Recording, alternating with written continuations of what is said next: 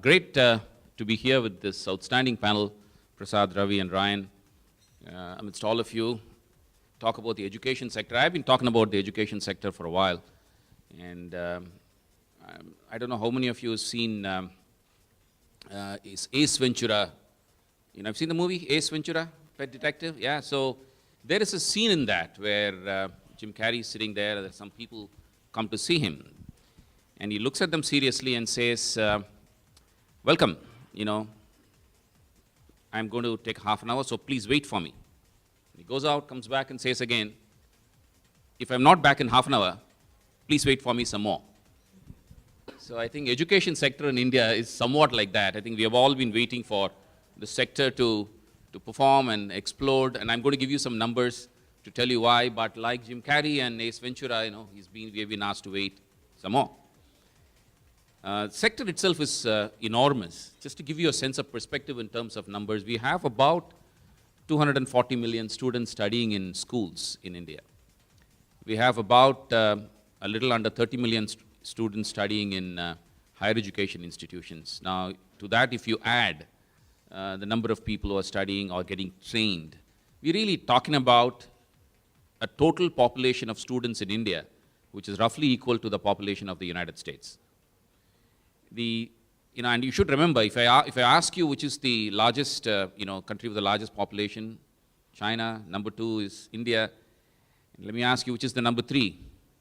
It's the United States. So we are really talking about number of students by themselves forming a nation, which is the size, which is the 3rd most populous in the world. So we really have to get our hands around the real scale of what we are talking about, number 1. Number 2, I'm a little more familiar with higher education numbers, so I will use them, but the point is very valid from a K-12 perspective as well. We have a gross enrollment ratio which is pretty low, and recently I was involved in an exercise which was projecting what those numbers are going to be by 2030, and we felt that the higher education numbers from where they are today could go up to more than 70 million people, 30 to 70 over the next 15 years by 2030. Extraordinarily large numbers. US has got a little over 20 million people in higher ed. China has got about 35. We're really talking about overtaking both of them to become the largest pool from a higher ed perspective. And if I add K-12, which is the enrollment is very high, about 95% at till K-5, and then it kind of drops down. But if you get everybody back in school as we ought to, at least till 10th grade, we are going to be talking about a size which is bigger than the population of India at the time of independence. So that's the size of the sector in terms of students that we're talking about. We also made an estimate in terms of number of what's the money that is required for this expansion from 30 to 70 million, and the number came to $135 billion.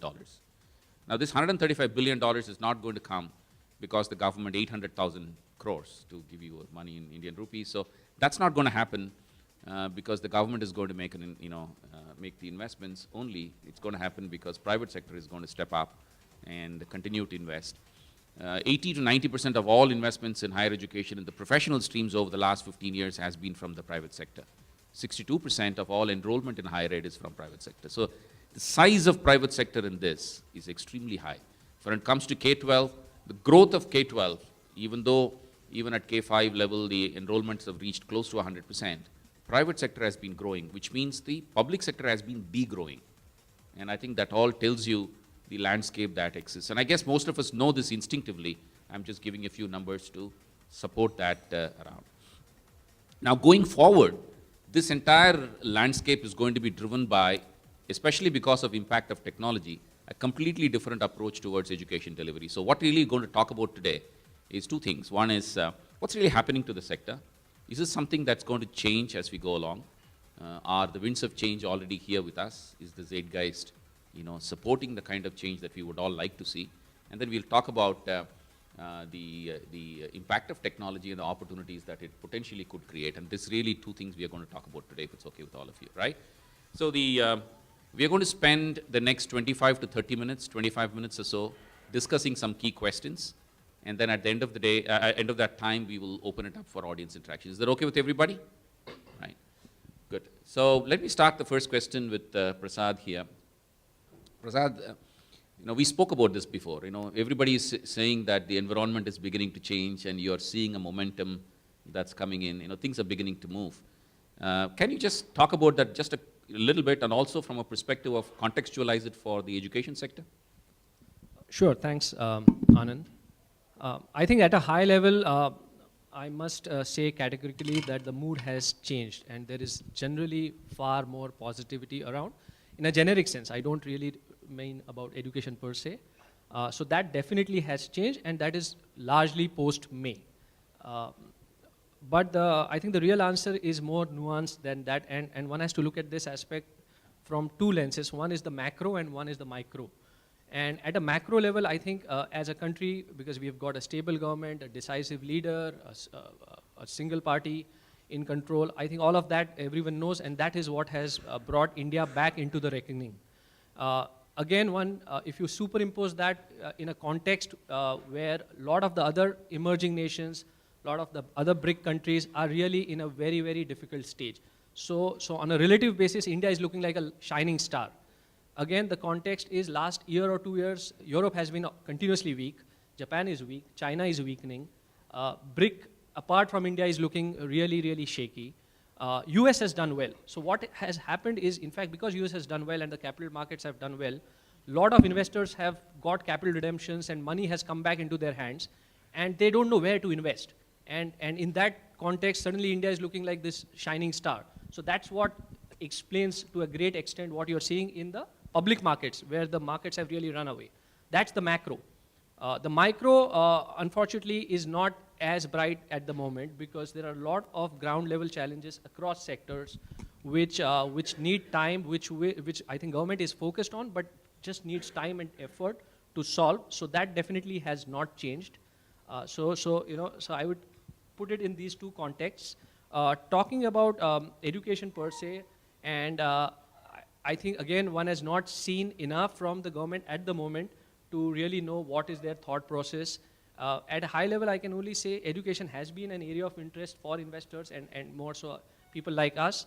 But to us, the IQ of this sector, and what I mean by that is really investability quotient. That's not my term, somebody has used it, but I think it's a very relevant term. IQ level of education is still not very high. IQ level of the sector is not very high. Are you therefore saying that despite all the brouhaha that's around, you think that investors are really still going to be a little cautious, a little hesitant to look at the education sector from an investment perspective? They surely have been, the investments in this sector have been more calibrated, and that's what will continue. If you see, the investments have been really in the fringe areas or the ancillary space. Fringe, I don't mean in any belittling sense, but just from a scale perspective. The elephant in the room is really K-12 and higher education. And that's not where you can really invest, even if I want to. So what one does is you try and invest around those areas. Invest around. Yeah, that's been the thesis, and even there, I think. Now, when you do that, isn't there a problem of scale that you are confronted with on a consistent basis? Is it something that that worries you? Absolutely. I think that is a central problem when you try and look at the ancillary spaces, because you can do a few good things in a smaller manner, but the moment you try and make it larger, there is an issue. So one has to keep finding spots. We were faced with the same dilemma. We wanted to do something 2 years back, so we identified this space of student living. It's a large space globally. Nobody was doing this in India. So we partnered with the Manipal Group to create India's first large student living solutions company. That's a hugely scalable model. We've already, in a span of 2 years, I think scaled up to something like 4,500 beds from zero. So you have to, but whether there are lots of these kind of areas available, I don't think so at the moment. So Ryan, I'm going to jump from there to you. You talked about scale, all right? So you represent an institution that has demonstrated even a regulated space like K-12 education, scale is possible, and scale is possible by doing things yourselves, not through a model of managing schools, so to speak. Do you share the sentiment what Prasad expressed, and from a scale perspective particularly, and then we will later touch upon the rest of the aspects? Sure.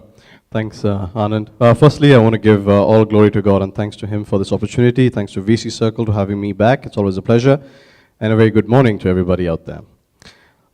In terms of sentiment, there is a positive sentiment. And that sentiment builds on a momentum and definitely helps, I would say, in any sector to build on scale. Whereas in K-12, you know our story. We started in '76. It was just our chairman and managing director, the teachers by passion and profession. And we've had no external investors. We've just grown through internal accruals and debt. It hasn't been an easy journey. I couldn't give you a blueprint to say that this is a strategy or a plan that will succeed. I think there have been trials and errors. There have been places that we won, places that we haven't won so well. But I think it's been a huge learning curve, and it has been a difficult journey. But I once again, I always, whenever you ask me, or when you've heard me say this number of times that, how are you guys doing this? How are you maintaining your scale? We continue to grow at 4 to 5 schools a year. And my first thing is, it's just God's grace, because we have 250,000 children with us every morning.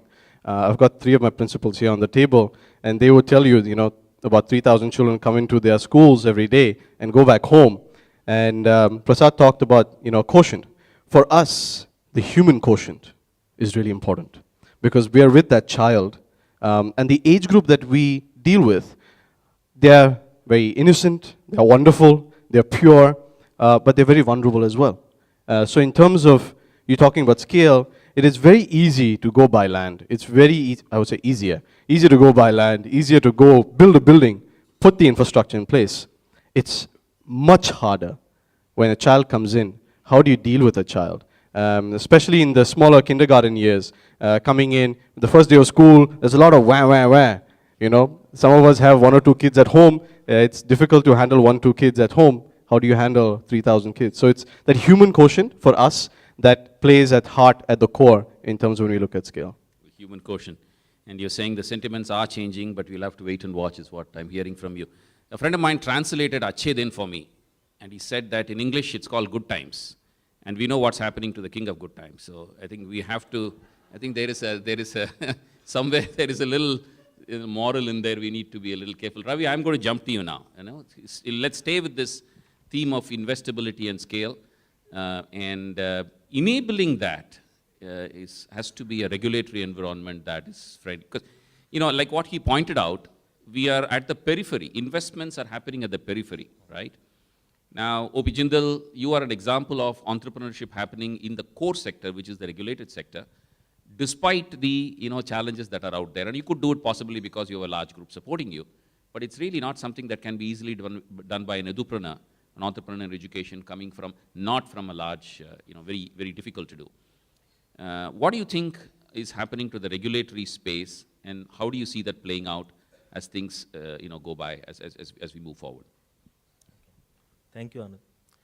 The entire ecosystem, as far as promotion of education is concerned in our country, is extremely disappointing. We have, as far as this particular education sector is concerned, we have mediocrity imbibed in the DNA. In the sense, we have multiplicity of regulators, we have UGC, we have AICT, especially from the point of view of higher education, and many others. I give you a couple of examples. We began with courses in dual degree because we saw a huge space and a huge gap, and we found that these courses are extremely popular abroad, but not at all available in India. For example, there are only 2 higher education institutions which are providing BBA, MBA integrated program. Only IIM Indore and us. So we started a couple of programs with dual degree nomenclature, where there was no exit option, and the student has to take 2 degrees in 4 years or in 5 years, depending on his or her choice. Now from BBA, if I have to change the nomenclature from BBA to BMS, I have to go to UGC, and I have to go to Government of Haryana because I am Sonipat domicile, and there would be again 8 months duration of getting the necessary approval. Now tell me, which kind of investor would be lured to this sector where even the permissions from changing the nomenclature would happen close to a year. Secondly, in spite of the fact that we have so many regulators in higher education space, they took 20 years to close down an obviously dubious institute which was there in Delhi and which has been closed down recently.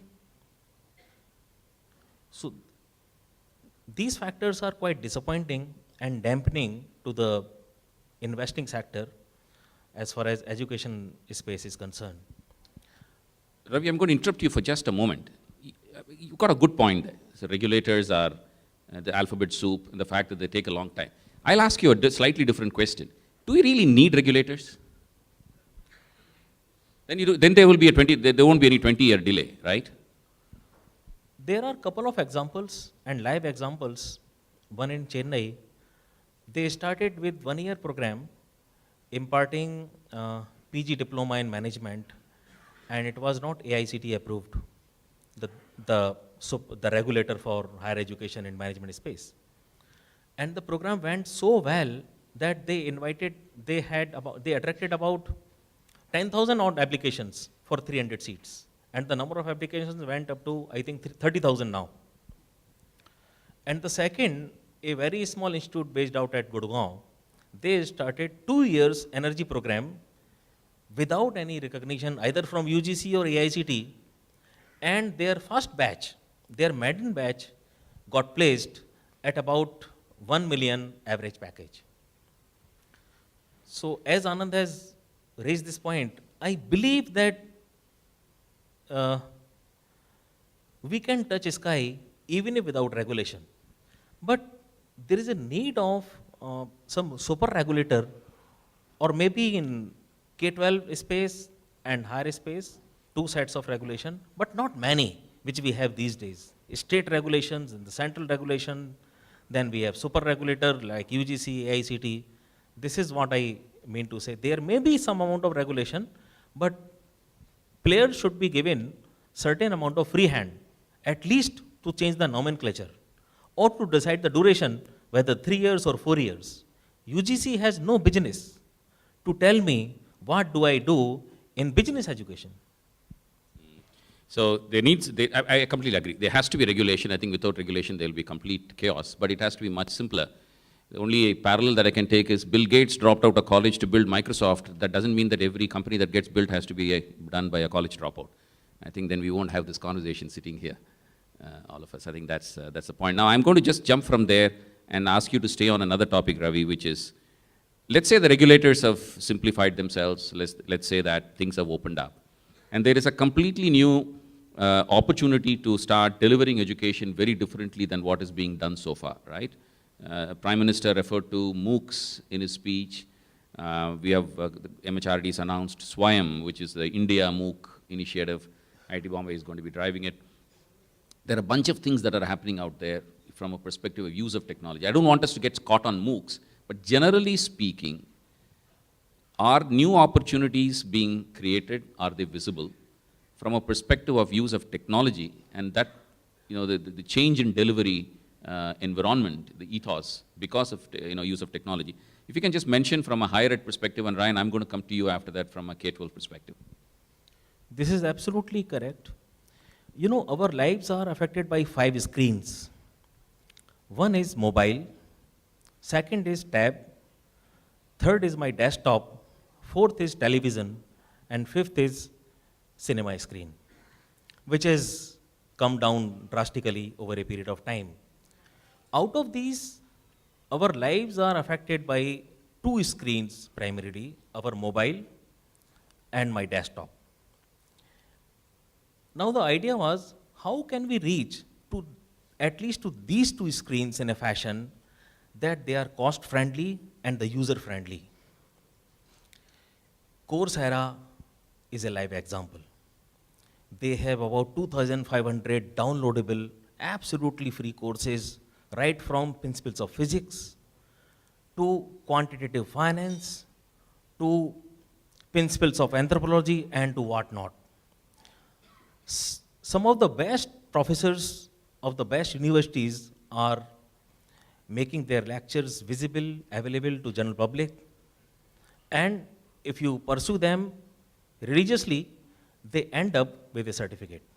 What else you need? See the quality. And I came to know last week only in a conference held by Minister of Conference and CII, where the Education Secretary announced that 83 courses till date in the history of entire UGC, we have converted 83 courses online. Interesting. Prasad, I'm going to, before I come to you, Ryan, Prasad, just stay with this for a moment. You talked about Coursera 2000. Where is the business model out there? Would you guys invest in something where you can't see any revenues coming in? I think there will be investors who can do that, and I think a case in point there is, and again, not to belittle anything, but just look at what's happening in e-commerce today. It's not, I mean, they're huge revenues, but whether they're flowing down to bottom line, I think far from it. But people think that once they scale up so much and capture a large part of the market, that's when the good times will start. The real good times. So whether as IDFC we would be attracted to a MOOC model or something which does not show earnings immediately, I think we will be skeptical or we will be cautious. But whether there will be somebody who could be there if you can build services and a story around it, possible. I wouldn't say no, but I don't think that's going to be mainstream. It's not going to be mainstream. Ryan, honestly, youngsters these days view technology or infuse technology into their learning very differently than certainly my generation did, and probably not yours, but certainly my generation did. How is it affecting you, or how are you seeing it reflect in your schools? What do you think about it from a technology perspective? And I think Ravi spoke about MOOCs. Higher ed is very visible, at least thanks to MOOCs especially. The conversation is that the dialogue and discourse has got technology very clearly embedded in it. Do you see that happening, especially in India, with the numbers? I'm a technologist. I'm sensing that there has to be a big impact. You're an operator. You got 3,000 kids, coming in into. You just gave the example of coming in and into the school. You got 250,000 children walking into your schools every day. What do you think of technology? Well, technology is really important, but Anand, I'm not that young anymore. To give you an example. My niece and nephew made me realize that. They're about 5 and 6. When I was in school, I had a Walkman, okay? And then I went on to a CD Walkman. Kids these days don't even know what a CD Walkman looks like or what a CD is. So that's how fast technology is moving. I think in terms of technology, implementation, application, I would say relevance is something really important. You can't just take any piece of technology and dump it in any classroom or dump it in any situation and say, hey, this is technology, this has got to work. It doesn't. So to give you an example, I would say back in the 90s, when television was booming in the sense of education, so a lot of schools would put a TV unit in all of the classrooms and say, okay, this is technology, we're going to show various videos and things for kids. Kids were bored out of their minds because 15, 20 minutes, 30-minute videos, I mean, are they in school engagement, or is just, again, instead of a teacher, you have a TV talking to you, which is not even having a personal interaction. So for me, I always give the example as maybe for us, and I would go one step to what Mr. Ravi said, whether it be 5 screens, but I think the next generation is just going to be like 1 screen, which is going to, I would say, govern and affect their lives. But maybe for a child in a small village, in a small town, forget about technology of an iPad or something. Just a notepad, a pencil, a pen is technology. Something to write on, a book to read. So technology doesn't have to relate to electronic technology. It could be other innovative methods of teaching. Okay, so let's stay with that. This is interesting. You got 250,000 students coming in. You're starting 4 or 5 schools every year. You're going to continuously keep expanding. I know that you've got those 3 schools in Dubai now, expanding outside India as well. If you were to step back and have a strategy for Ryan International, would technology be one of the key, let's say the top 3 things that you would need to do as you grow from, let's say, 250,000 students to 1 million students, let's say, or whatever your goals are, right? Would technology be one of the top 3 key strategies? Would technology be the #1 strategy? I'm kind of pushing you, and technology in your definition. Yes, I think that's a good question. And for us, technology has always been, I would say, at least in the top 3 priorities for us. To give you an example, back in the 90s, we were the first school in Mumbai to start printing off mark sheets. Simple thing like that. We were the first school group in Mumbai to introduce IT education into our schools. At that time, we had huge, I would say, a battle between parents. They would say, "Hamare bachon ko typist banane wale ho." It's like, no, we're going to teach them computer education, and look where IT has got India on the map. So technology has always been a priority, and I think technology is going to drive, I would say, whether it be in numbers, so reaching the last mile, whether it be increasing levels of engagement, whether it be measuring outcomes versus just output. So in terms of improving quality of curriculum delivery, or just your basic ERP admin background. So we have technology, it has always been a priority and it will remain a priority. And in that, in saying that, we have been investing a lot in building various technology platforms, which gives one connectivity between our different stakeholders. So in terms of MOOCs, we have a collaborative platform where our kids can offline, from home, collaborate with each other. We have ability where kids from our various schools can collaborate together across cities already. We have a platform where teachers are going to be able to collaborate and prepare, share best practices and create best lesson plans. So all of these things have always been a priority in terms of technology, and we will continue in that fashion. Yes. Prasad, just let's take it on from there. Let's look at the investment climate now. I'll come back to it. So here are 2 views that have come, both from a higher ed perspective, which is a little more visible, and certainly from an operator who's running 150 plus schools. So this is a serious, exposition of the fact that technology is going to be very, very key. In India, there are a number of efforts. There is lots and lots of companies trying to do all kinds of stuff in technology. We have had companies which use technology as the core to expand, grow very fast, perhaps even go public, and with indifferent results, as you know. From an investor perspective, where do you place technology with respect to education? I am glad that Ryan mentioned not just the front end of teaching, but he also talked about the back end of managing schools. He talked about ERP because technology has a role to play. Keep this entire package together. Look at the history and what's really happened in as far as technology is concerned in India, especially with some of the very rapidly growing companies having indifferent kind of results. Keeping both together, where do you, as an investor, where do you see yourself and a larger investment community viewing technology in India in education?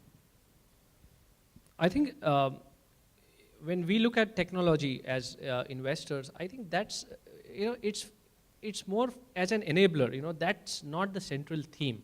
You have to look at what is the underlying problem that you're trying to solve, right? Technology is being used, and I think it's great because I see that in not in my role as an investor, but as a parent in my daughter's school, there's the big problem which has been going on in a lot of schools nowadays has been a little bit around safety, security of children. So I'm seeing schools introducing, there are companies who are providing GPS-based tracking solutions in buses. Schools are introducing online courseware which can supplement the classroom academics. So these are enablers. That's the central theme there is not really the technology. That's just an enabler. So if a big problem is being solved by usage of technology, which leads to opening of a large market, then that's something which investors will be excited about. They are not going to be excited about just because something is being provided on a tap. That's not the central point. But whilst on that, and I recollect you went into this technology discussion as a different business model, and I think that is really a need of the hour in our country, because just given the context which you laid very nicely, the scale that we have to reach in our country, the numbers which we need to educate, technology is one enabler. There are clearly different business models we will have to try, we will have to implement as a country. There are, to my mind, there are clearly 3 distinct things and 3 distinct players who will have to impart this education. One is obviously government will continue to play a role. I think private sector, in a normal sense, the way Ryan is there or Ravi is involved, has to play a role. The third angle which we hear and has been sporadically mentioned is this whole element around public-private partnership. I'm kind of a little bit jumping into a different topic there. But that's something which we have just not leveraged and has huge potential if we have to really tackle the numbers which we are talking about. I think education represents an extraordinary opportunity. You still need to find the right promoters, as Prasad mentioned. You still need to find the right business models that can scale and sustain. But I think from a delivery perspective, technology is the one that is going to make a huge play. Beyond the headline stuff, just get beyond the headline stuff, I think there is a whole bunch of stuff that technology can bring to bear. Thank you very much and have a good day.